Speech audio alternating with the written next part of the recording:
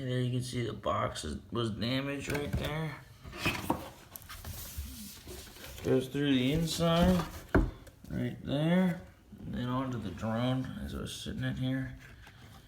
See, it got smashed on the top.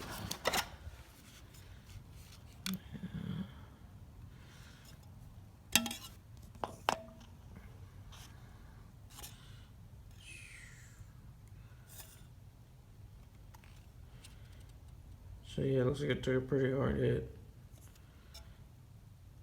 And that's why I want to return it, the main reason. The reason these batteries don't take a charge. So, yeah. That damage all from there. That damage leading to that damage.